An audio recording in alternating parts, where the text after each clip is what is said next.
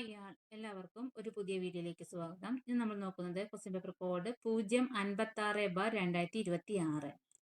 Question: താഴെ കൊടുത്തിട്ടുള്ള പ്രസ്താവനകളിൽ 1921-22 നിസ്സഹന പ്രസ്ഥാനവുമായി ബന്ധപ്പെട്ട തെറ്റായ പ്രസ്താവന ഏതെന്ന് കണ്ടെത്തുക. താഴെ കൊടുത്തിട്ടുള്ള പ്രസ്താവനകളിൽ 1921-22 നിസ്സഹന പ്രസ്ഥാനവുമായി ബന്ധപ്പെട്ട തെറ്റായ പ്രസ്താവന ഏതെന്ന് കണ്ടെത്തുക. തെറ്റായ പ്രസ്താവന. നാലാമത്തെ പ്രസ്താവനയാണ് തെറ്റ് പറയുന്നത്. റാണി ഗൈഡിൻലുവിന്റെ നേതൃത്വത്തിൽ നാഗാലാൻഡിൽ വിദേശ ശക്തികൾക്കെതിരെ പോരാട്ടങ്ങൾ നടന്നു. നാലാമത്തെ. അപ്പൊ ആൻസർ വരുന്നത് ഓപ്ഷൻ ഡി ആണ്. Option D 4. നിസ്സഹന പ്രസ്ഥാനങ്ങളുമായി ബന്ധപ്പെട്ടിട്ടുള്ള മറ്റു 3 പ്രസ്ഥാനങ്ങളും പൂർണ്ണമായും ശരിയാണ്. പ്രസ്താവന 1 പറയുന്നത് നിസ്സഹന പ്രസ്ഥാനത്തിന്റെ പ്രവർത്തനങ്ങൾക്കായി ധനസമാഹരണം നടത്താൻ ഗാന്ധിജിയുടെ നേതൃത്വത്തിൽ തിലക് സ്വരാജ് ഫണ്ട് ആരംഭിക്കുകയും ചുരുങ്ങിയ കാലം കൊണ്ട് 1 കോടിയിലധികം രൂപ സമാഹരിക്കുകയും ചെയ്തു. ധനസമാഹരണത്തിന് തിലക് സ്വരാജ് ഫണ്ട് ആരംഭിച്ചു എന്നുള്ളത് ശരിയായ പ്രസ്താവനയാണ്. രണ്ടാമത്തെ പ്രസ്താവനയും ശരിയാണ്. ആന്ധ്രയിലെ ഗുണ്ടൂർ ജില്ലയിലെ ദുഗ്ഗിരാല ഗോപാലകൃഷ്ണാചാര്യയുടെ നേതൃത്വത്തിൽ പ്രതിഷേധ സമരങ്ങൾ സംഘടിപ്പിച്ചു.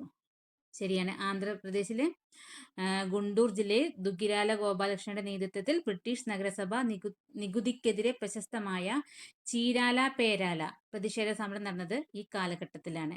അപ്പൊ പ്രസ്ഥാനം 2 ശരിയാണ്. പ്രസ്ഥാനം 3 ശരിയാണ്.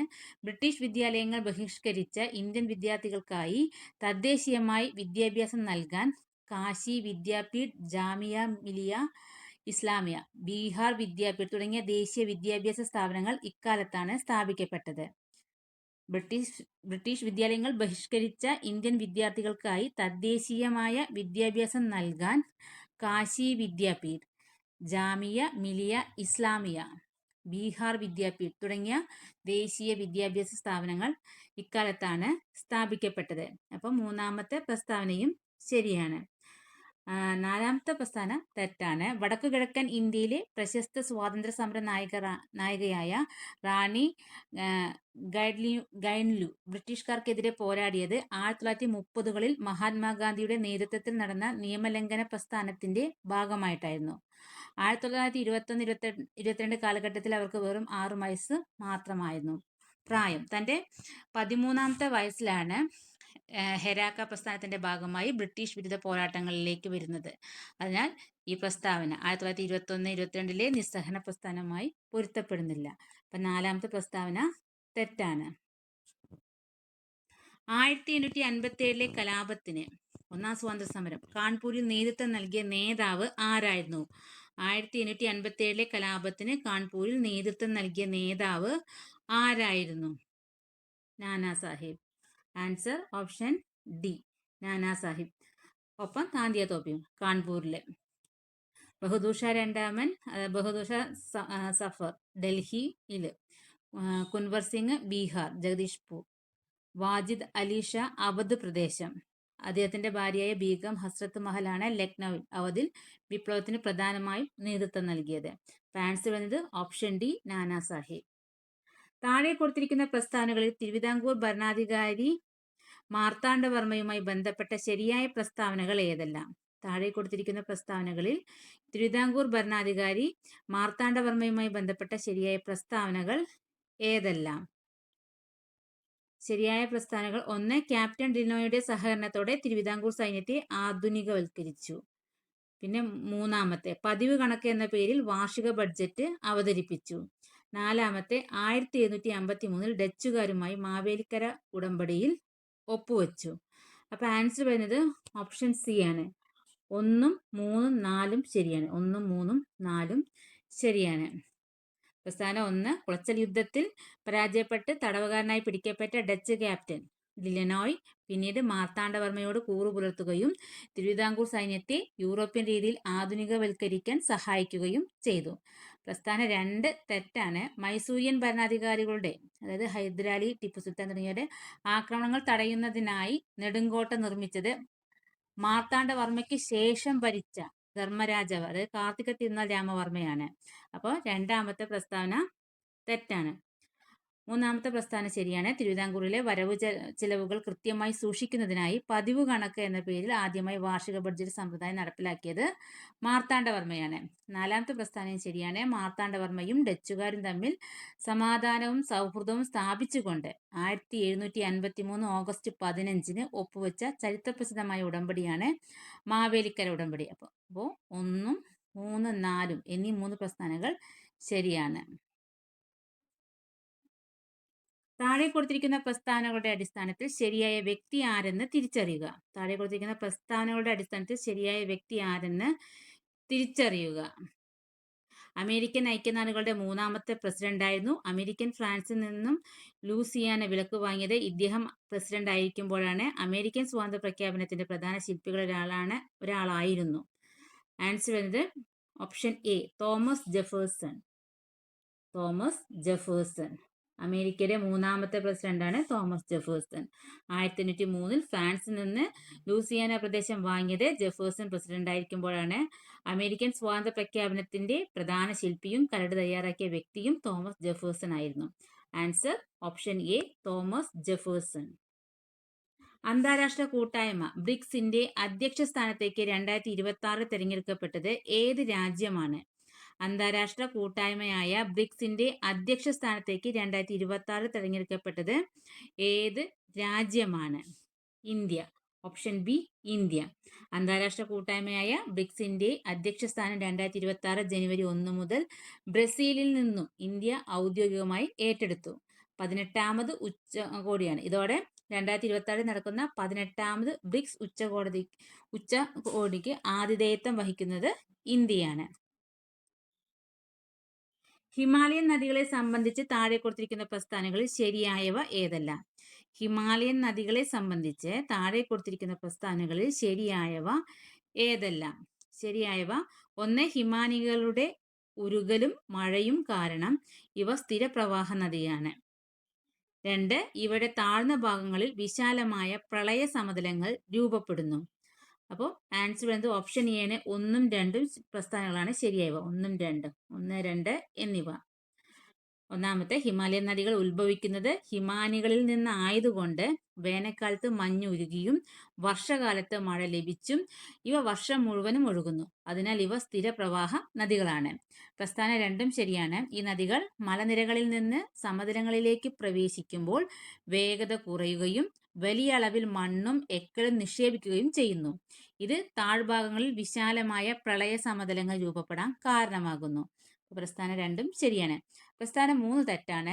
ഹിമാലയൻ നദികൾ എന്ന് പറയുമ്പോൾ സിന്ധു, ഗംഗ, ബ്രഹ്മപുത്ര തുടങ്ങിയ നദികൾക്ക് ഉപദ്വീപീയ നദിക്ക് ഉദാഹരണം ഗോദാവരി, കൃഷ്ണ, കാവേരി തുടങ്ങിയ നദികളേക്കാൾ നീളം വളരെ കൂടുതലാണ്. ഹിമാലയൻ നദികൾക്ക് ഉപദ്വീപീയ നദികളേക്കാൾ നീളം വളരെ കൂടുതലാണ്. അപ്പൊ 3ാമത്തെ പ്രസ്താവന തെറ്റാണ്. കുറവാണെന്നത് കൂടുതലാണ്. അപ്പോൾ ആൻസർ വരുന്നത് ഓപ്ഷൻ എ, 1, 2 എന്നിവ. ജാർഖണ്ഡിലെ ജാരിയ പ്രധാനമായും എന്തിനാണ് പ്രസിദ്ധം? ജാർഖണ്ഡിലെ ജാരിയ പ്രധാനമായും എന്തിനാണ് പ്രസിദ്ധം? ഉയർന്ന നിലവാരത്തിലുള്ള കോക്കിംഗ് കൽക്കരി. ഉയർന്ന നിലവാരത്തിലുള്ള കോക്കിംഗ് കൽക്കരി. ജാർഖണ്ഡിലെ ധൻബാദ് ജില്ലയിൽ സ്ഥിതി ചെയ്യുന്ന ജാരിയ ഇന്ത്യയിലെ ഏറ്റവും വലിയ കൽക്കരി നിക്ഷേപ മേഖലകളിൽ ഒന്നാണ്. ഇത് പ്രധാനമായും ഉയർന്ന നിലവാരമുള്ള കോക്കിംഗ് കൽക്കരി നിക്ഷേപത്തിനാണ് പേരുകേട്ടിരിക്കുന്നത്. ഇവിടുത്തെ കൽക്കരി ഇരുമ്പുരുക്ക് വ്യവസായങ്ങളിൽ സ്മെൽറ്റിങ്ങിനായി വ്യാപകമായി ഉപയോഗിക്കുന്നു. ഒരു നൂറ്റാണ്ടിലേറെയായി ജാരിയയിലെ കൽക്കരി ഖനികൾക്ക് ഭൂമിക്കടിയിൽ തീയണയാതെ കത്തുന്നത് എന്ന ആഗോളതലത്തിൽ തന്നെ വലിയ വാർത്തയായ ഒന്നാണ്. ആൻസർ വരുന്നത് ഓപ്ഷൻ സി, ഉയർന്ന നിലവാരത്തിലുള്ള കോക്കിംഗ് കൽക്കരി. കൊല്ലം ജില്ലയിലെ ചവറ പ്രദേശത്ത് ഖനനം ചെയ്യുന്ന ധാതുക്കളെ കുറിച്ച് താഴെ കൊടുത്തിരിക്കുന്ന പ്രസ്താവനകളിൽ ശരിയായവ ഏതെല്ലാം? കൊല്ലം ജില്ലയിലെ ചവറ പ്രദേശത്ത് ഖനനം ചെയ്യുന്ന ധാതുക്കളെ കുറിച്ച് താഴെ കൊടുത്തിരിക്കുന്ന പ്രസ്താവനകളിൽ ശരിയായവ ഏതെല്ലാം? ആൻസർ വരുന്നത് PSCയുടെ ഫൈനൽ ആൻസർ കീ പ്രകാരം ആൻസർ വരുന്നത് ഓപ്ഷൻ എ ആണ്. 1, 2 എന്നിവ. 1ഉം 2ഉം. 1 പറയുന്നത് മൊണോസൈറ്റ് ആണവോർജ്ജത്തിനായി ഉപയോഗിക്കുന്ന തോറിയത്തിന്റെ പ്രധാന ഉറവിടമാണ്. 2, സിർക്കോൺ സെറാമിക് ഉൽപ്പന്നങ്ങൾ അതാര്യമാക്കാനും അവയുടെ താപപ്രതിരോധ ശേഷി കൂട്ടാനും ഉപയോഗിക്കുന്നു. 1, 2 എന്നിവയാണ് ശരി. കൊല്ലം ജില്ലയിലെ ചവറയിലെ കരിമണ്ണിൽ വലിയ അളവിൽ കാണപ്പെടുന്ന ഒരു റേഡിയോ ആക്റ്റീവ് ധാതുവാണ് മോണോസൈറ്റ്. ഇന്ത്യയുടെ ആണവോർജ പദ്ധതികൾക്ക് ആവശ്യമായ തോറിയം വേർതിരിച്ചെടുക്കുന്നത് പ്രധാനമായും ഈ മോണോസൈറ്റ് മണ്ണിൽ നിന്നാണ്. അവരെ രണ്ടാമത്തെ പ്രസ്താവന ശരിയാണ്. ചവറയിൽ നിന്ന് ഖനനം ചെയ്യുന്ന മറ്റൊരു പ്രധാന ധാതുവാണ് സിർക്കോൺ. സെറാമിക് ഉൽപ്പന്നങ്ങൾക്ക്, അതായത് ടൈല്, സാനിറ്ററി വെയറുകൾ തുടങ്ങിയവയ്ക്ക് നല്ല തിളക്കവും അതാര്യതയും നൽകാനും അവയ്ക്ക് ഉയർന്ന ചൂടിനെ പ്രതിരോധിക്കാനുള്ള ശേഷി നൽകാനും സിർക്കോൺ ഉപയോഗിക്കുന്നു. ആൻസർ എന്നത് ഓപ്ഷൻ എ ആണ്, 1, 2 എന്നിവ. താഴെ പറയുന്നതിൽ ഛോട്ടാ നാഗ്പൂർ പീഠഭൂമിയുടെ ഭാഗമായ ഉപപീഠഭൂമി ഏതാണ്? താഴെ പറഞ്ഞതിൽ ഛോട്ടാ നാഗ്പൂർ പീഠഭൂമിയുടെ ഭാഗമായ ഉപപീഠഭൂമി ഏതാണ്? ഹസാരിബാഗ് പീഠഭൂമി. ഓപ്ഷൻ ഡി, ഹസാരിബാഗ് പീഠഭൂമി. ഇന്ത്യയുടെ കിഴക്ക് ഭാഗത്തായി പ്രധാനമായും ജാർഖണ്ഡിൽ സ്ഥിതി ചെയ്യുന്ന ഛോട്ടാ നാഗ്പൂർ പീഠഭൂമി യഥാർത്ഥത്തിൽ ഒന്നിലധികം ചെറിയ പീഠഭൂമികളും കുന്നുകളും താഴ്വരകളും ചേർന്ന ഒരു കൂട്ടായ്മയാണ് ഛോട്ടാ നാഗ്പൂർ പീഠഭൂമി. റാഞ്ചി പീഠഭൂമി, ഹസാരിബാഗ് പീഠഭൂമി, കോഡർമ പീഠഭൂമി എന്നിവയാണ് ഇതിന്റെ പ്രധാന ഉപവിഭാഗങ്ങൾ. ദാമോദർ നദി ഇതിനെ റാഞ്ചി പീഠഭൂമി എന്നും ഹസാരിബാഗ് പീഠഭൂമി എന്നും രണ്ടായി തിരിക്കുന്നു. ദാമോദർ നദി ഇതിനെ റാഞ്ചി പീഠഭൂമി എന്നും ഹസാരിബാഗ് പീഠഭൂമി എന്നും രണ്ടായിട്ട് തിരിക്കുന്നു. ഓപ്ഷനിൽ പഠിക്കുന്ന ബാണ്ടേർ പീഠഭൂമി, റേവ പീഠഭൂമി, ബുന്ദേൽഖണ്ഡ് പീഠഭൂമി ഇവയെല്ലാം മധ്യ ഇന്ത്യയിലെ വിന്ധ്യ പർവ്വതനിരകളുമായും മധ്യഭാരത പീഠഭൂമികളായും ബന്ധപ്പെട്ടവയാണ്. ആൻസർ വരുന്നത് ഓപ്ഷൻ ഡി, ഹസാരിബാഗ് പീഠഭൂമി. മുംബൈ ട്രാൻസ് ഹാർബർ ലിങ്ക് സംബന്ധിച്ച് താഴെ കൊടുത്ത പ്രസ്താവനകളിൽ ശരിയായവ ഏതെല്ലാം? മുംബൈ ട്രാൻസ് ഹാർബർ ലിങ്ക് സംബന്ധിച്ച് താഴെ കൊടുത്ത പ്രസ്താവനകളിൽ ശരിയായവ ഏതെല്ലാം? ഒന്നാമത്തെയും രണ്ടാമത്തെയും. ഇന്ത്യയിലെ ഏറ്റവും ദൈർഘ്യമേറിയ കടൽപ്പാലമാണ്. കൂടാതെ അടൽ ബിഹാരി വാജ്പേയിയുടെ പേരിലാണ് ഔദ്യോഗികമായി നാമകരണം ചെയ്തിരിക്കുന്നത്. ഇത് മുംബൈയിലെ സേവറിയെ നവി മുംബൈയിലെ നഹ്വ ഷേവയുമായി ബന്ധിപ്പിക്കുന്നു. അപ്പൊ ആൻസർ വരുന്നത് ഓപ്ഷൻ എ, 1, 2 എന്നിവ. പ്രസ്താവന ഒന്നാമത്തെ, മുംബൈ ട്രാൻസ് ഹാർബർ ലിങ്ക് ഇന്ത്യയിലെ ഏറ്റവും ദൈർഘ്യമേറിയ കടൽപ്പാലമാണ്. മുൻ പ്രധാനമന്ത്രി അടൽ ബിഹാരി വാജ്പേയിയോടുള്ള ആദര സൂചകമായി അടൽ ബിഹാരി വാജ്പേയി സേവറി നഹ്വ ഷേവ അടൽ സേതു എന്നാണ് ഈ പാലത്തിന് ഔദ്യോഗികമായി നാമകരണം ചെയ്തിരിക്കുന്നത്. പ്രസ്താവന രണ്ടാമത്തെ ശരിയാണ്. 21.8 കിലോമീറ്റർ നീളമുള്ള ഈ 6-വരി പാത ദക്ഷിണ മുംബൈയിലെ സേവറിയെ നവി മുംബൈയിലെ നഹ്വ ഷേവുമായി ഉരൻ താലൂക്കുമായി ബന്ധിപ്പിക്കുന്നു. ഇതുവഴി ഇരു പ്രദേശങ്ങളും തമ്മിലുള്ള യാത്രാ സമയം 2 മണിക്കൂറിൽ നിന്നും വെറും 15-20 മിനിറ്റായി കുറഞ്ഞു. മൂന്നാമത്തെ പ്രസ്താവന തെറ്റാണ്. ഈ പദ്ധതി national highway authority of India നടപ്പിലാക്കിയത്. ഈ വൻകിട പദ്ധതി നടപ്പിലാക്കിയത് national highway authority of India അല്ല, മഹാരാഷ്ട്ര സർക്കാരിന്റെ കീഴിലുള്ള Mumbai metropolitan regional development authority MMRDA ആണ് ഈ പ്രൊജക്ടിന് നിർമ്മാണ ചുമതല നിർവഹിച്ചത്. അപ്പോൾ 1, 2 പ്രസ്താവനകൾ മാത്രമാണ് ശരി. ആൻസർ ഓപ്ഷൻ എ, 1, 2 എന്നിവ. സ്ഥൂല സാമ്പത്തിക ശാസ്ത്രത്തിന്റെ പിതാവ് എന്നറിയപ്പെടുന്നത് ആര്? സ്ഥൂല സാമ്പത്തിക ശാസ്ത്രത്തിന്റെ പിതാവ് എന്നറിയപ്പെടുന്നത് ആര്? J.M. Keynes. Option C, J.M. Keynes. ഒരു രാജ്യത്തിന്റെ സമ്പദ് വ്യവസ്ഥയെ മൊത്തത്തിൽ പഠിക്കുന്ന സാമ്പത്തിക ശാസ്ത്ര ശാഖയാണ് സ്ഥൂല സാമ്പത്തിക ശാസ്ത്രം. ഒരു രാജ്യത്തിന്റെ സമ്പദ് വ്യവസ്ഥയെ മൊത്തത്തിൽ, അതായത് ദേശീയ വരുമാനം, തൊഴിലില്ലായ്മ, പണപ്പെരുപ്പം പഠിക്കുന്ന സാമ്പത്തിക ശാസ്ത്ര ശാഖയാണ് സ്ഥൂല സാമ്പത്തിക ശാസ്ത്രം. ഇതിന്റെ പിതാവായി അറിയപ്പെടുന്നത് ജോൺ മെയ്നാർഡ് കെയ്ൻസ് ആണ്. 1936 അദ്ദേഹം എഴുതിയ പ്രസിദ്ധമായ ഗ്രന്ഥമാണ് ഈ ശാഖയ്ക്ക് അടിത്തറയിട്ടിട്ടുള്ളത്. ആഡം സ്മിത്ത് സാമ്പത്തിക ശാസ്ത്രത്തിന്റെ പൊതുവായ പിതാവ് എന്നും സൂക്ഷ്മ സാമ്പത്തിക ശാസ്ത്രത്തിന്റെ പിതാവ് എന്നും അറിയപ്പെടുന്നു. ആൽഫ്രഡ് മാർഷൽ സൂക്ഷ്മ സാമ്പത്തിക ശാസ്ത്ര ശാഖയെ ജനപ്രിയമാക്കുന്നതിൽ പ്രധാന പങ്കുവഹിച്ച സാമ്പത്തിക ശാസ്ത്രജ്ഞനാണ് ആൽഫ്രഡ് മാർഷൽ. പ്രത്യക്ഷ നികുതിക്ക് ഉദാഹരണമായി താഴെ കൊടുത്തിരിക്കുന്നവയിൽ ഏതാണ് ശരിയായ ജോഡി? പ്രത്യക്ഷ നികുതിക്ക് ഉദാഹരണമായി താഴെ കൊടുത്തിരിക്കുന്നവയിൽ ഏതാണ് ശരിയായ ജോഡി. ആദായ നികുതി, കെട്ടിട നികുതി. ആദായ നികുതി, കെട്ടിട നികുതി. ആദായ നികുതി വ്യക്തികളോ സ്ഥാപനങ്ങളോ അവരുടെ വാർഷിക വരുമാനത്തിന്മേൽ നേരിട്ട് സർക്കാരിലേക്ക് അടയ്ക്കുന്ന പ്രധാനപ്പെട്ട ഒരു പ്രത്യക്ഷ നികുതിയാണ് ആദായ നികുതി, അതായത് ഇൻകം ടാക്സ്. പിന്നെ കെട്ടിട നികുതി, അതായത് building tax or property tax എന്ന് പറഞ്ഞത് വസ്തുവകകളുടെയോ അതുപോലെ കെട്ടിടങ്ങളുടെയോ ഉടമസ്ഥയുള്ള വ്യക്തികൾ തദ്ദേശ സ്വയംഭരണ സ്ഥാപനങ്ങളിലേക്ക്, അതായത് പഞ്ചായത്തോ അല്ലെങ്കിൽ മുനിസിപ്പാലിറ്റിക്ക് നേരിട്ട് നൽകേണ്ട പ്രത്യക്ഷ നികുതിയാണ് കെട്ടിട നികുതി. വിൽപ്പന നികുതിയും GSTയും പരോക്ഷ നികുതികളാണ്, ഇൻഡയറക്റ്റ് ടാക്സസ് ആണ്. എക്സൈസ് ഡ്യൂട്ടിയും കസ്റ്റംസ് ഡ്യൂട്ടിയും ചരക്കുകളുടെ ഉൽപാദനത്തിലും ഇറക്കുമതിയിലും ചുമത്തുന്ന പരോക്ഷ നികുതികളാണ്. ഒക്ട്രോയ് എന്നുള്ളത് തദ്ദേശീയമായി ചുമത്തുന്ന ഒരു പരോക്ഷ നികുതിയാണ്. ഇതിൽ നൽകിയിരിക്കുന്ന ഫീസ് എന്നത് ഒരു നികുതിയല്ല, മറിച്ച് ഒരു പ്രത്യേക സേവനം ലഭിക്കുന്നതിനായി നൽകുന്ന തുകയാണ്. നോൺ ടാക്സ് റവന്യൂ ആണത്. ആൻസർ ആദായ നികുതി, കെട്ടിട നികുതി. ഇന്ത്യയിൽ നടപ്പിലാക്കിയ രണ്ടാം പഞ്ചവത്സര പദ്ധതിയുടെ കാലയളവ് ഏതാണ്? ഇന്ത്യയിൽ നടപ്പിലാക്കിയ രണ്ടാം പഞ്ചവത്സര പദ്ധതിയുടെ കാലയളവ് ഏതാണ്? 1956 ടു 1961. Option B. 1956 ഏപ്രിൽ 1 മുതൽ 1961 മാർച്ച് 31 വരെയായിരുന്നു രണ്ടാം പഞ്ചവത്സര പദ്ധതിയുടെ കാലയളവ്. പ്രശസ്ത ഇന്ത്യൻ സംഖ്യാക ശാസ്ത്രജ്ഞനായ PC മഹൽനോബിസിന്റെ മാതൃകയെ അടിസ്ഥാനമാക്കിയിട്ടായിരുന്നു ഈ പദ്ധതി തയ്യാറാക്കിയത്. ദ്രുതഗതിയിലുള്ള വ്യവസായവൽക്കരണത്തിനും വൻകിട അടിസ്ഥാന വ്യവസായങ്ങൾക്കുമാണ് ഈ പദ്ധതിയിൽ ഏറ്റവും കൂടുതൽ മുൻഗണന നൽകിയത്.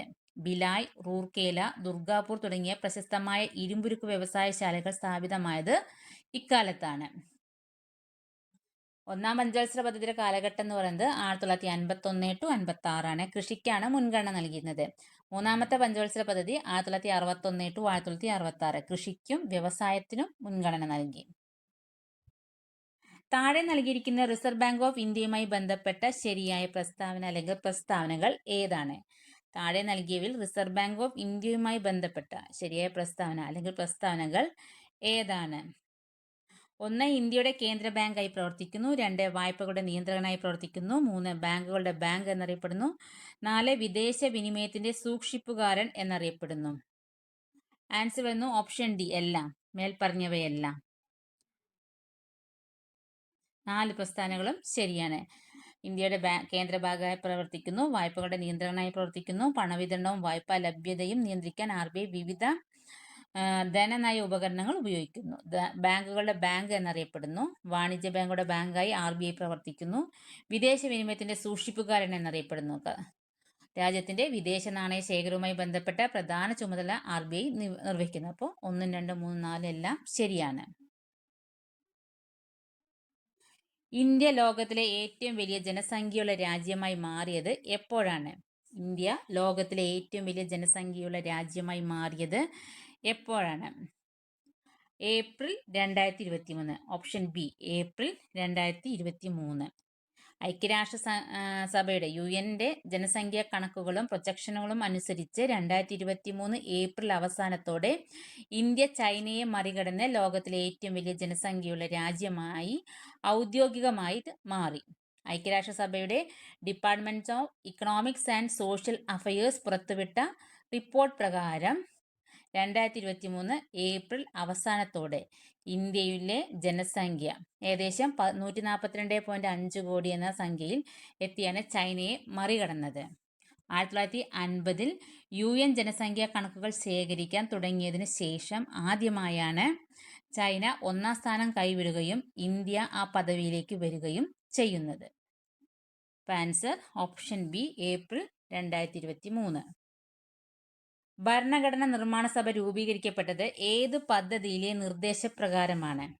ഭരണഘടനാ നിർമ്മാണ സഭ രൂപീകരിക്കപ്പെട്ടത് ഏത് പദ്ധതിയിലെ നിർദ്ദേശപ്രകാരമാണ്?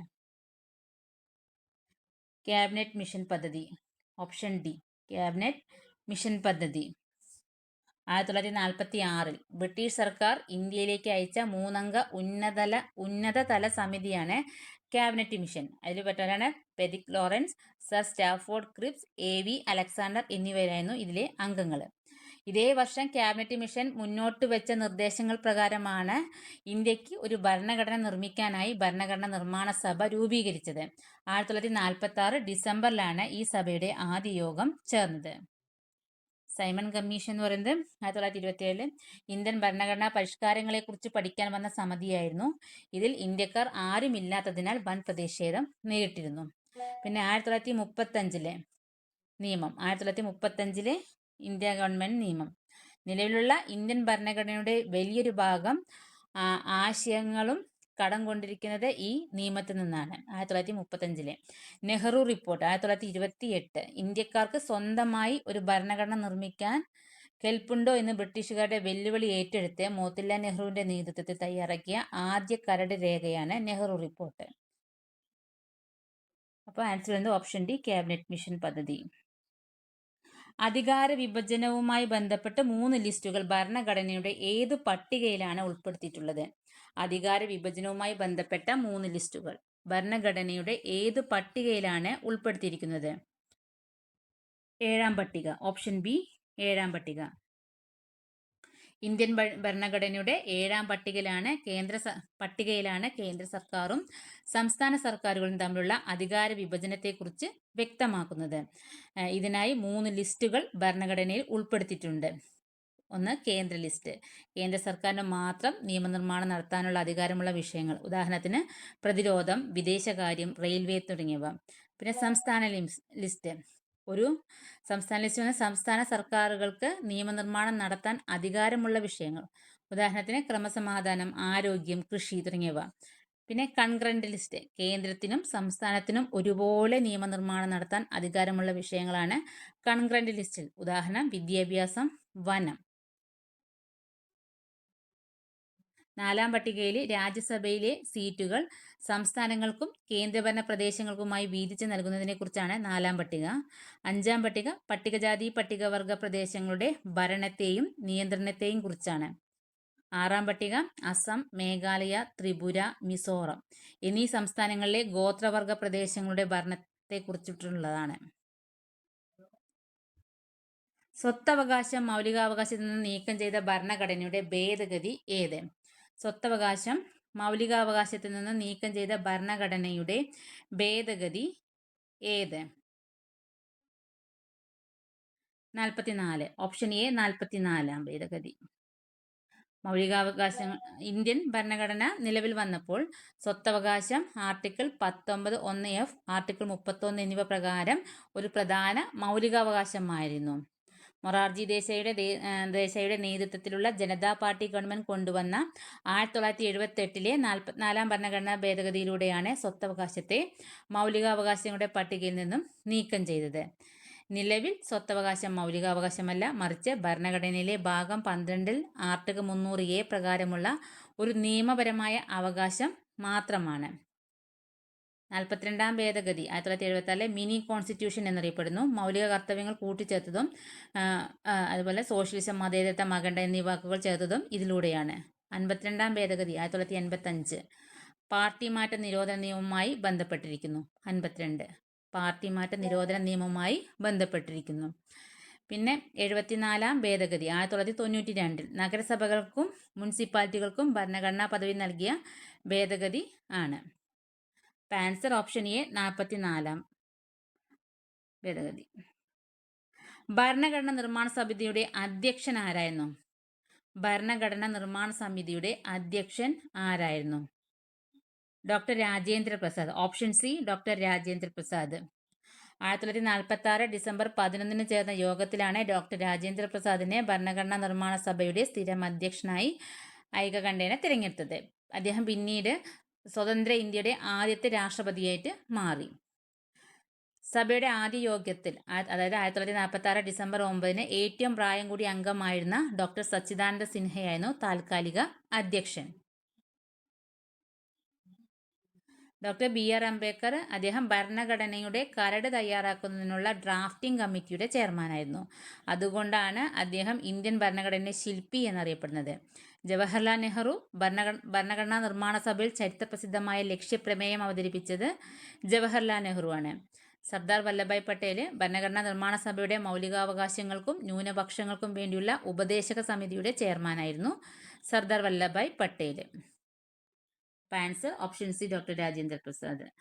മന്ത്രിമാരുടെ എണ്ണം പാർലമെന്റിലെ അല്ലെങ്കിൽ സംസ്ഥാന നിയമസഭയിലെ അംഗങ്ങളുടെ മൊത്തം എണ്ണത്തിന്റെ 15% കവിയരുതെന്ന് വ്യവസ്ഥ ചെയ്തുകൊണ്ടുള്ള ഭരണഘടനാ ഭേദഗതി ഏത്?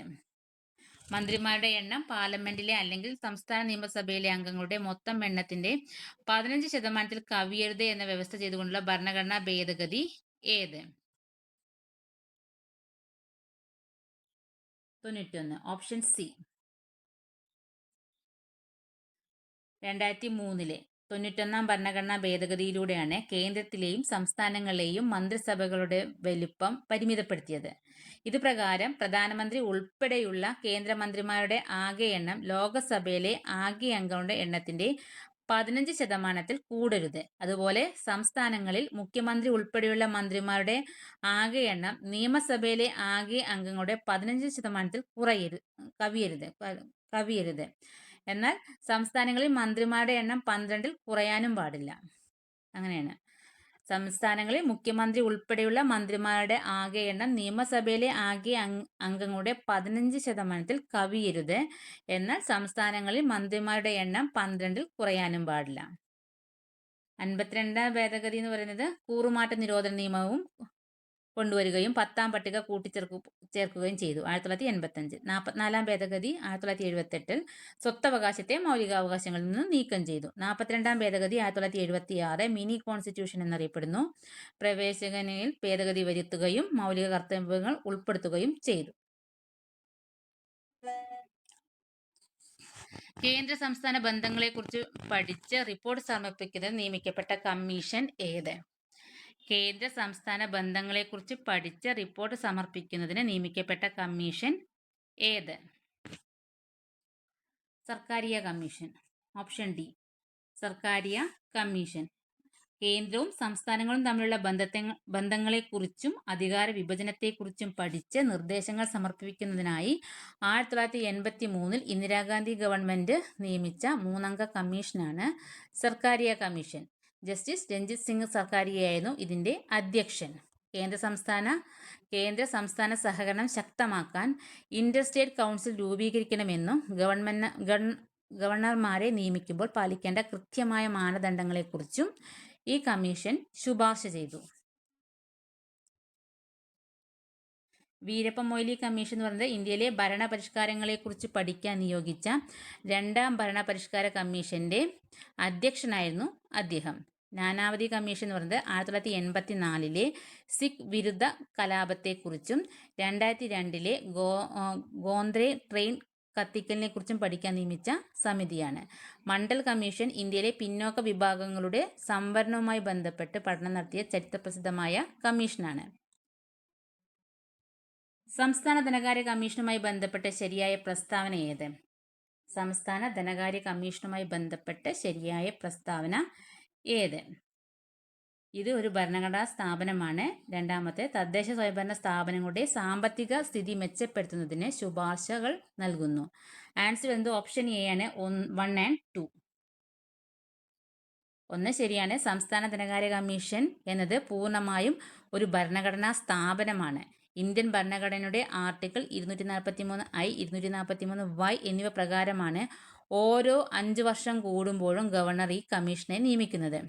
പ്രസ്താവന 2 ശരിയാണ്. പഞ്ചായത്തുകൾ, മുനിസിപ്പാലിറ്റികൾ തുടങ്ങിയ തദ്ദേശ സ്വയംഭരണ സ്ഥാപനങ്ങളുടെ സാമ്പത്തിക സ്ഥിതി അവലോകനം ചെയ്യാനും അവ മെച്ചപ്പെടുത്തുന്നതിനായി സംസ്ഥാനത്തിന്റെ നികുതി വരുമാനം എങ്ങനെ വീതിച്ചു നൽകണം എന്നതിനെക്കുറിച്ചും ഗവർണർക്ക് ശുപാർശകൾ സമർപ്പിക്കാനുമാണ് ഈ കമ്മീഷൻ രൂപീകരിക്കുന്നത്.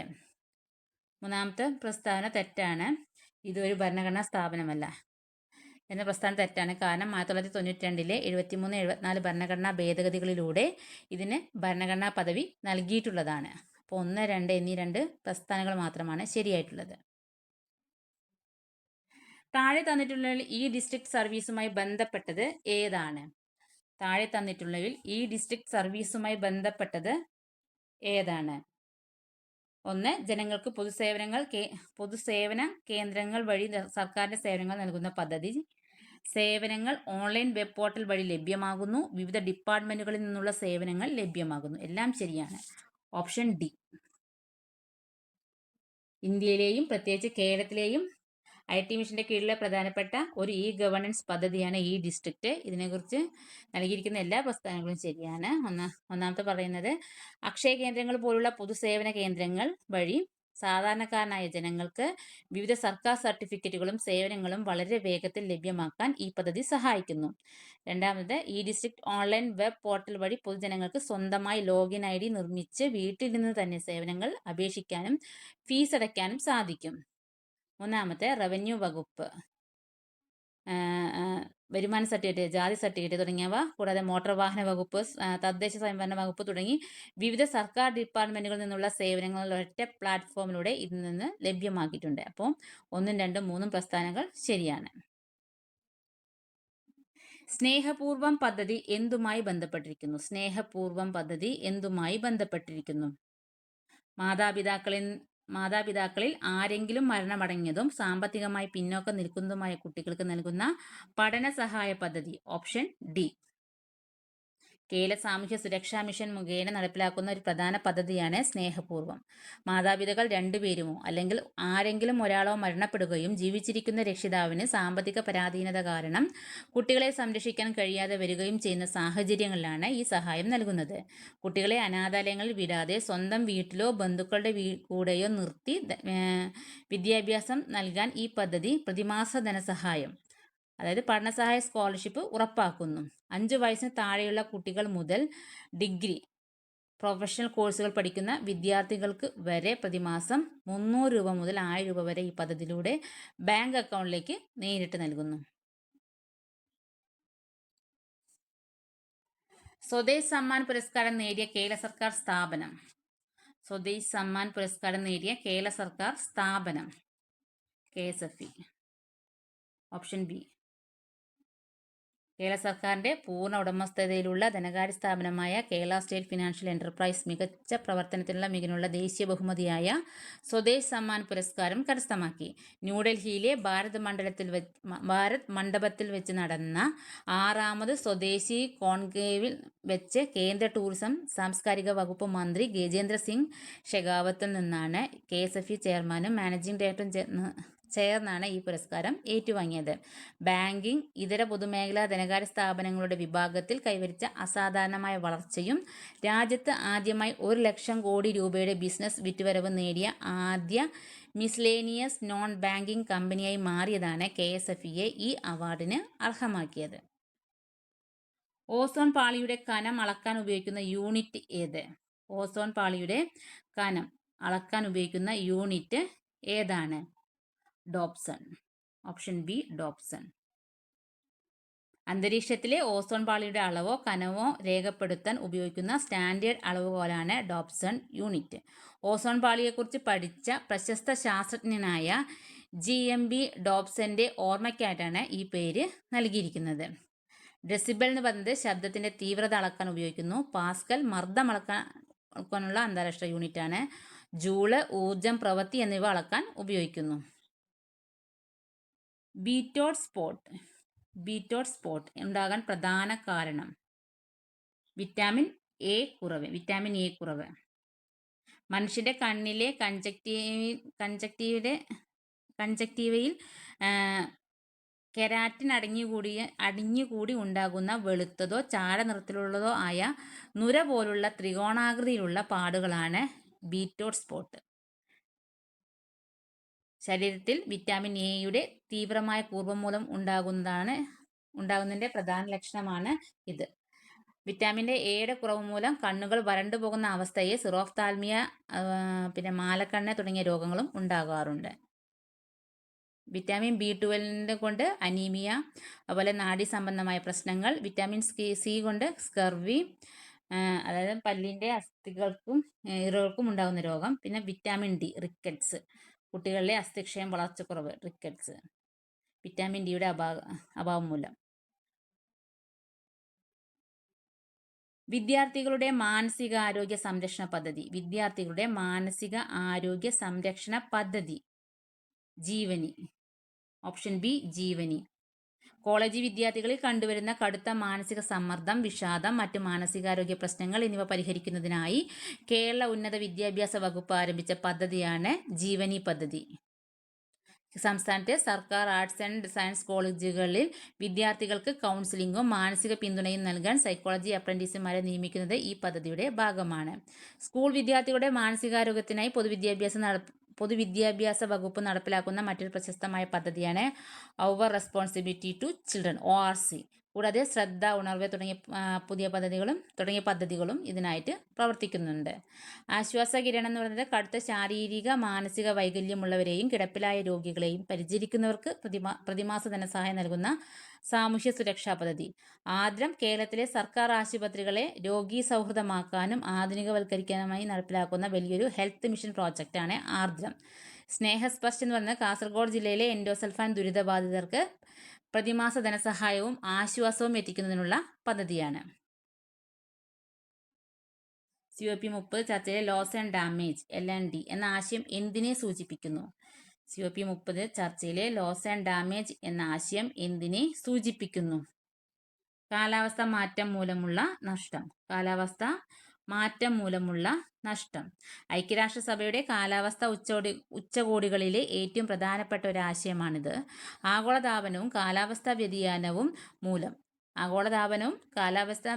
മൂലം വികസ്വര ദരിദ്ര രാജ്യങ്ങൾ അനുഭവിക്കേണ്ടി വരുന്ന കടുത്ത പ്രകൃതി ദുരന്തങ്ങൾക്ക്, അതായത് ഉദാഹരണത്തിന് സമുദ്രനിരപ്പ് ഉയരൽ, ചുഴലിക്കാറ്റ്, കടുത്ത വരൾച്ച തുടങ്ങിയ മൂലം ഉണ്ടാകുന്ന തിരിച്ചുപിടിക്കാനാകാത്ത നാശനഷ്ടങ്ങളെയാണ് ഇത് സൂചിപ്പിക്കുന്നത്. ഇത്തരം ദുരന്തങ്ങളെ പ്രതിരോധിക്കാൻ രാജ്യങ്ങൾക്ക് കഴിയാതെ വരുമ്പോൾ ഉണ്ടാകുന്ന കനത്ത സാമ്പത്തിക സാമൂഹ്യ നഷ്ടങ്ങൾ പരിഹരിക്കാൻ വികസിത രാജ്യങ്ങളുടെ സഹായത്തോടെ ഒരു ലോസ് ആൻഡ് ഡാമേജ് ഫണ്ട് രൂപീകരിച്ചിട്ടുണ്ട്. ആപേക്ഷിക ആർദ്രത അളക്കാൻ ഉപയോഗിക്കുന്ന ഉപകരണം താഴെ കൊടുത്തിട്ടുള്ളവയിൽ ഏതാണ്? ആപേക്ഷിക ആർദ്രത അളക്കാൻ ഉപയോഗിക്കുന്ന ഉപകരണം താഴെ കൊടുത്തിട്ടുള്ളവയിൽ ഏതാണ്? Hygrometer, option B. അന്തരീക്ഷ വായുവിലുള്ള ജലബാഷ്പത്തിന്റെ അളവാണ് ആർദ്രത. ഇത് കൃത്യമായി അളക്കാൻ ഉപയോഗിക്കുന്ന ഉപകരണമാണ് ഹൈഗ്രോമീറ്റർ. ബാരോമീറ്റർ എന്ന് പറയുന്നത് അന്തരീക്ഷ മർദ്ദം അളക്കാൻ ഉപയോഗിക്കുന്നു. ഹൈഡ്രോമീറ്റർ ദ്രാവകങ്ങളുടെ ആപേക്ഷിക സാന്ദ്രത അളക്കാൻ ഉപയോഗിക്കുന്ന ഉപകരണമാണ്. പേരുകളിലെ സാമ്യം കാരണം പലരും ഹൈഡ്രോമീറ്ററും മാറിപ്പോകാറുണ്ട്. ഹൈഡ്രോമീറ്റർ ദ്രാവകങ്ങളുടെ ആപേക്ഷിക സാന്ദ്രത അളക്കാൻ ഉപയോഗിക്കുന്ന ഉപകരണമാണ്. സ്ഫിഗ്നോമീറ്റർ എന്ന് പറയുന്നത് മനുഷ്യന്റെ രക്തസമ്മർദ്ദം അളക്കാൻ ഡോക്ടർമാർ ഉപയോഗിച്ച ഉപകരണമാണ്. മാനോമീറ്റർ. ഭൂമിയുടെ കേന്ദ്രത്തിൽ ഗുരുത്വാകർഷണ മൂലമുള്ള ത്വരണം എത്രയാണ്? ഭൂമിയുടെ കേന്ദ്രത്തിൽ ഗുരുത്വാകർഷണ മൂലമുള്ള ത്വരണം എത്രയാണ്? 0. Option B 0.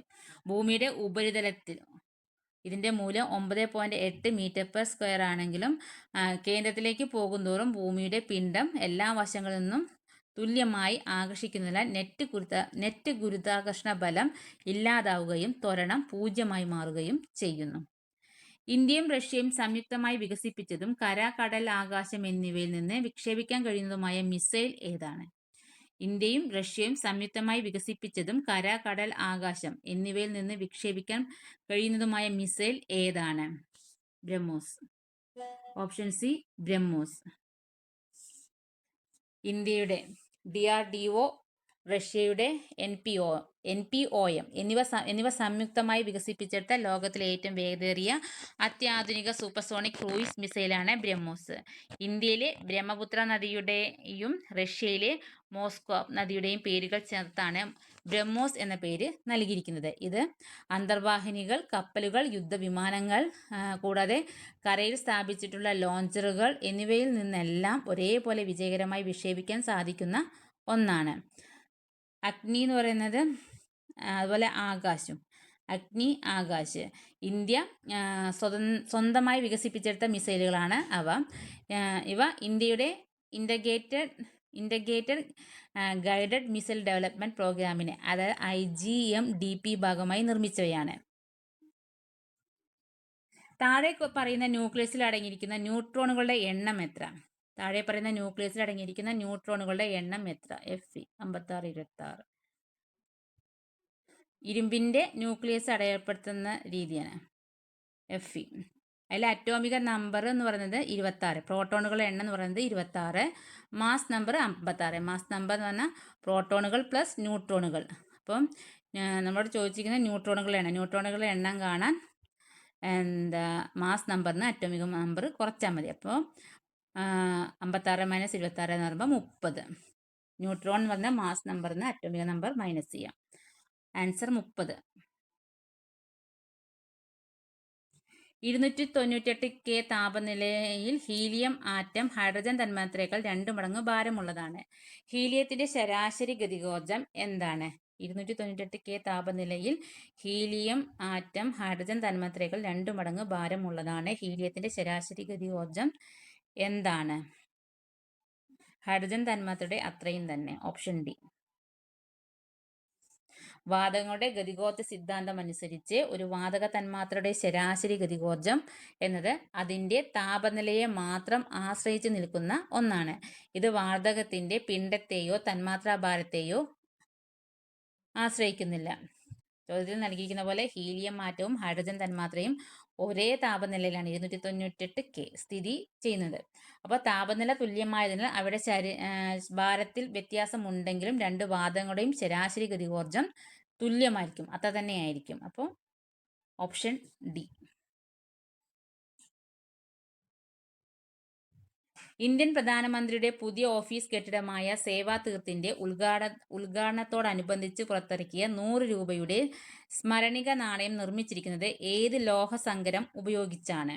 ഇന്ത്യൻ പ്രധാനമന്ത്രിയുടെ പുതിയ ഓഫീസ് കെട്ടിടമായ സേവാതീർത്തിന്റെ ഉദ്ഘാടനത്തോടനുബന്ധിച്ച് പുറത്തിറക്കിയ 100 രൂപയുടെ സ്മരണിക നാണയം നിർമ്മിച്ചിരിക്കുന്നത് ഏത് ലോഹസങ്കരം ഉപയോഗിച്ചാണ്?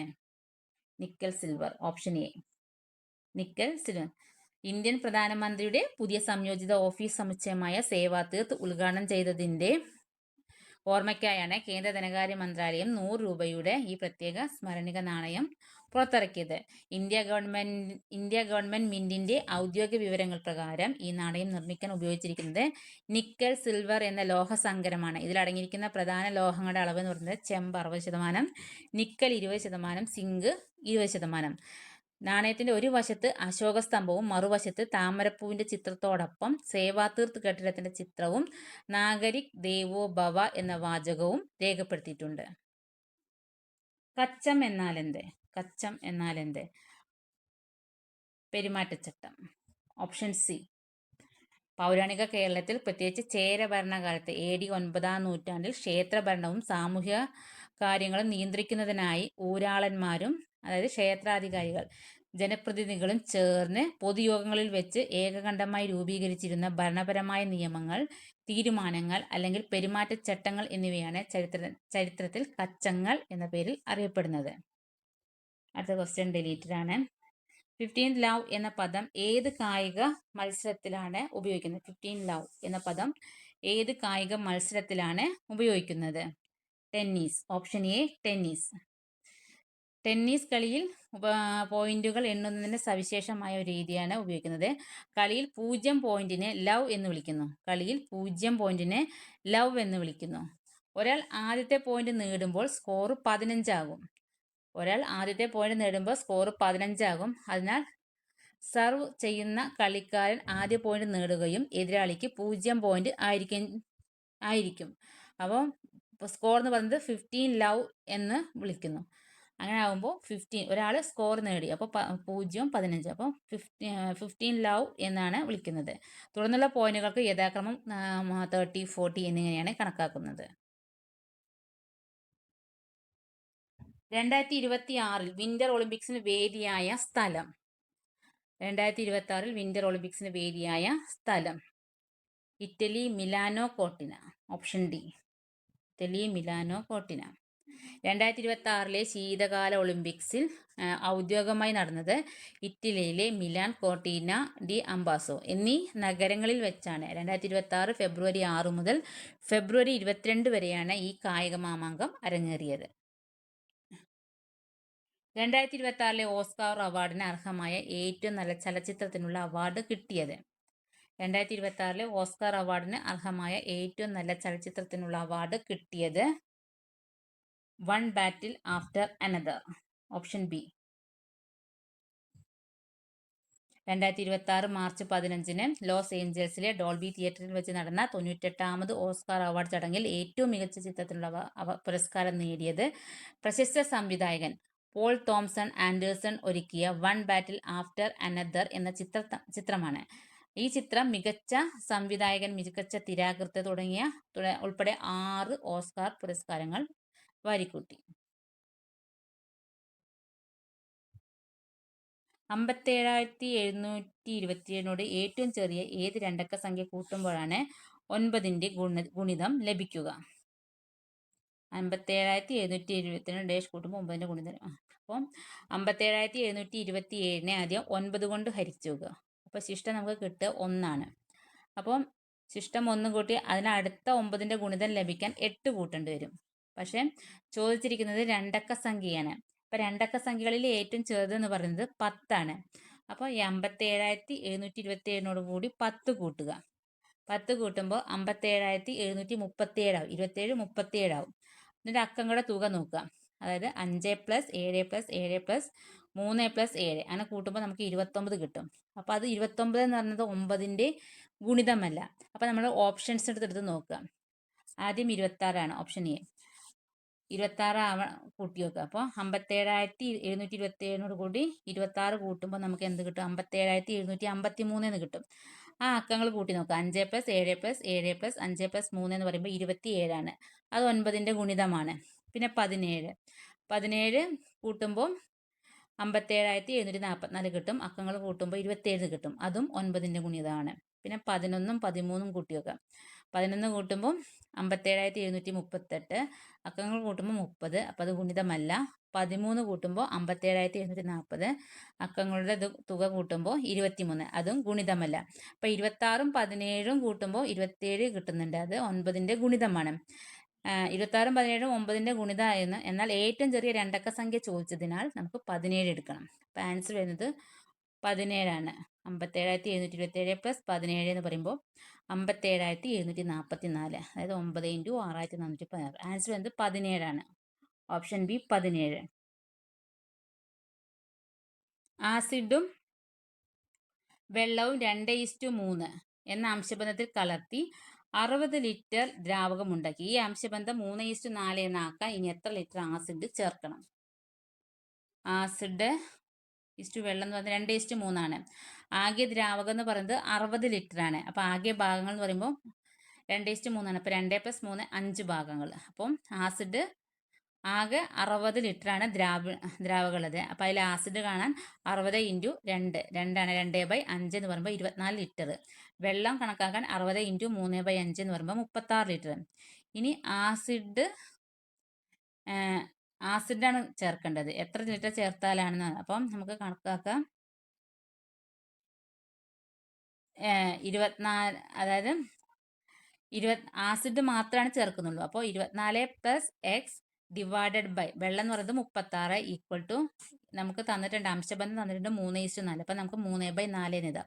അപ്പോൾ 24 + x ഇനി ചേർക്കുന്ന ആസിഡിൻ്റെ കണക്ക് നമുക്കറിയില്ല. അപ്പോൾ 24 + x / 36 വെള്ളം ഈക്വൽ ടു 3/4 എന്ന് കിട്ടും. 3/4 നമുക്ക് തന്നിട്ടുണ്ട്. അത് നമുക്ക് ക്രോസ് മൾട്ടിപ്ലൈ ചെയ്യാം. അപ്പോൾ 4 × 24 + x equal to 3 × 36. 4 × 24 96. 4 × x 4x. അപ്പോൾ 96 + 4x ഈക്വൽ ടു 3 × 36 പറയുമ്പോൾ 108. 96നെ അപ്പുറത്തേക്ക് കൊണ്ടുപോകും. അപ്പോൾ 4x ഈക്വൽ ടു 108 - 96 എന്ന് പറയുമ്പോൾ 12. അപ്പോൾ x എന്ന് പറയുന്നത് 3 ലിറ്റർ. ആൻസർ വരുന്നത് ഓപ്ഷൻ ബി 3. ബൈജു 4.25 കിലോമീറ്റർ ദൂരം സൈക്കിളിലും 11.50 കിലോമീറ്റർ ദൂരം ബസ്സിലും ബാക്കി ദൂരം നടന്നും യാത്ര ചെയ്തു. ആകെ യാത്ര ചെയ്ത ദൂരം 17.25 കിലോമീറ്റർ ദൂരമാണെങ്കിൽ നടന്ന് യാത്ര ചെയ്ത ദൂരം എത്ര കിലോമീറ്റർ ആണ്? ആകെ ദൂരം എന്ന് പറയുന്നത് 17.25 കിലോമീറ്റർ, സൈക്കിളിൽ 4.25 കിലോമീറ്റർ, ബസ്സിൽ 11.50 കിലോമീറ്റർ. നടന്ന ദൂരം കാണാൻ ആകെ ദൂരത്തിൽ നിന്ന് മറ്റേത് മൈനസ് ചെയ്യാം. ബസ്സും സൈക്കിളും മൈനസ് ചെയ്യാം. അപ്പോൾ 17.25 - 4.25 11.50 മൈനസ് ചെയ്യാം.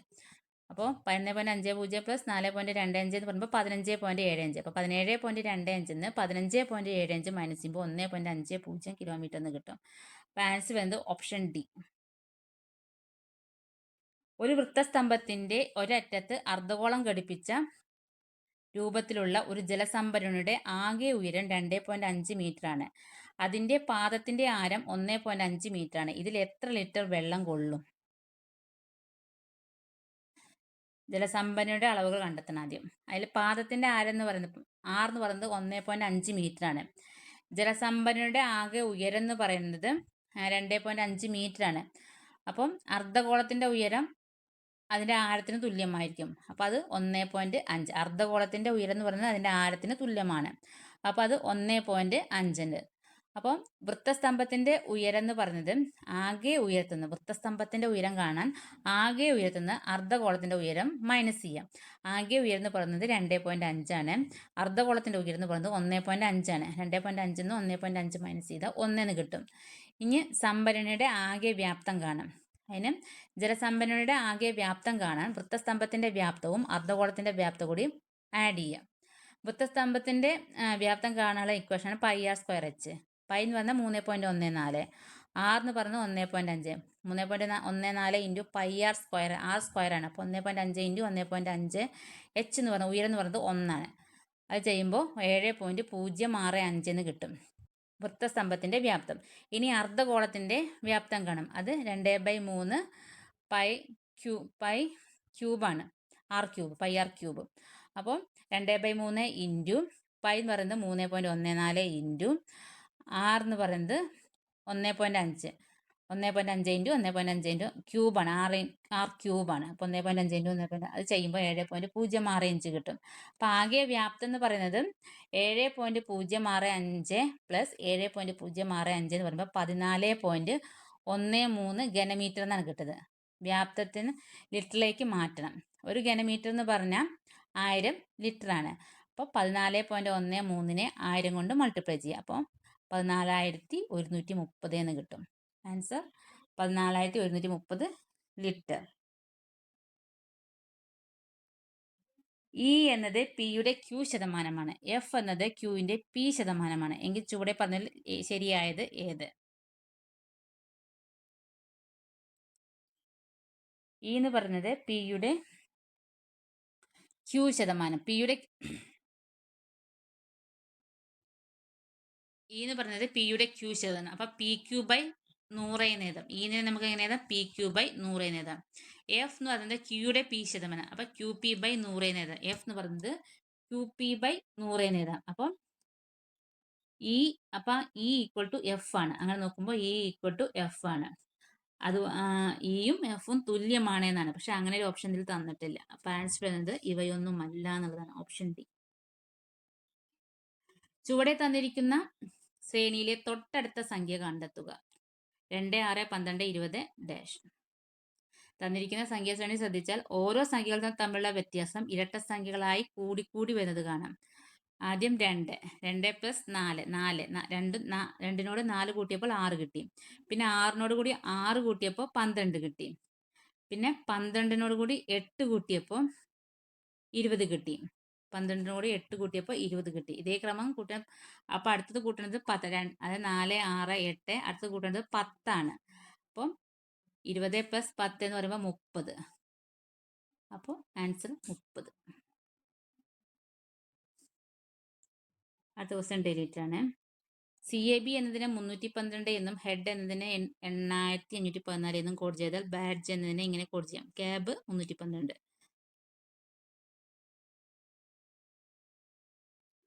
ഓരോ അക്ഷരത്തിന്റെയും സ്ഥാനവിലയെ കോഡ് ചെയ്യാൻ ഉപയോഗിക്കുന്നത്. അതായത് എ എന്ന് പറയുന്നത് 1, ബി എന്ന് പറയുന്നത് 2, C equal to 3, D equal to 4, E equal to 5, G 7, H 8 അങ്ങനെയാണ്. അപ്പോൾ CAB സി 3 ആണ്, എ 1, ബി 2. അപ്പോൾ 312. ഹെഡ് എച്ച് 8 ആണ്, ഇ 5 ആണ്, എ 1 ആണ്, ഡി 4 ആണ്. 8514. ഇതേ രീതിയിൽ ബാഡ്ജ് എന്ന വാക്ക് കോഡ് ചെയ്താൽ P2, A1, D4, G7, E5. അപ്പോൾ 21475. Option A. തൻ്റെ അടുത്ത് നിൽക്കുന്ന രാജുവിനെ ചൂണ്ടിക്കാണിച്ചിട്ട് ജയൻ ഇങ്ങനെ പറയുന്നു. എൻ്റെ അമ്മയുടെ ഒരേ ഒരു മകൻ്റെ മകനാണ് ഈ നിൽക്കുന്ന രാജു എങ്കിൽ ജയൻ രാജുവിൻ്റെ ആരാണ്? എൻ്റെ അമ്മയുടെ ഒരേ ഒരു മകൻ. ജയൻ തൻ്റെ അമ്മയുടെ ഒരേ ഒരു മകനെ കുറിച്ചാണ് പറയുന്നത്. അമ്മയ്ക്ക് ഒരേ ഒരു മകനേ ഉള്ളൂ എങ്കിൽ അത് ജയൻ തന്നെയാണ്. അപ്പോൾ മകൻ്റെ മകനാണ് ഈ നിൽക്കുന്ന രാജു. ഇതിലെ മകൻ എന്ന സ്ഥാനത്ത് ജയൻ എന്ന് ചേർത്ത് വായിച്ചാൽ ജയന്റെ മകനാണ് രാജു എന്ന് ലഭിക്കും. രാജു ജയന്റെ മകനാണെങ്കിൽ തിരിച്ച് ജയൻ രാജുവിന്റെ അച്ഛനായിരിക്കും. അപ്പോൾ ഓപ്ഷൻ ബി അച്ഛൻ. വിട്ടുപോയത് പൂരിപ്പിക്കുക. PON MLK JIH-DCB. ഇവിടെ ഇംഗ്ലീഷ് അക്ഷരമാലയിലെ അക്ഷരങ്ങളെ 3 ഗ്രൂപ്പുകളാക്കി അവയെ തിരിച്ച് റിവേഴ്സ് ഓർഡറിലാണ് എഴുതിയിരിക്കുന്നത്. NOP തിരിച്ച് എഴുതുമ്പോൾ നമുക്ക് എന്ത് കിട്ടും? NOP തിരിച്ച് എഴുതുമ്പോൾ PON എന്ന് കിട്ടും. അതുപോലെ KLM തിരിച്ച് എഴുതുമ്പോൾ MLK, HIJ തിരിച്ച് എഴുതുമ്പോൾ JIH, EFG തിരിച്ച് എഴുതുമ്പോൾ GFE, ABC തിരിച്ച് എഴുതുമ്പോൾ CBA. അപ്പം അക്ഷരമാല എന്നുള്ള പിന്നിലുള്ള ക്രമം അനുസരിച്ചിട്ടാണ് ഇവിടെ ചേർത്തിരിക്കുന്നത്. അപ്പോൾ PONMLKJIHGFEDCB ഈ ക്രമം അനുസരിച്ചാണ്. അപ്പോൾ വിട്ടുപോയത് വരേണ്ട വാക്ക് എന്ന് പറയുന്നത് GFE ആണ്. Option A. Thank you.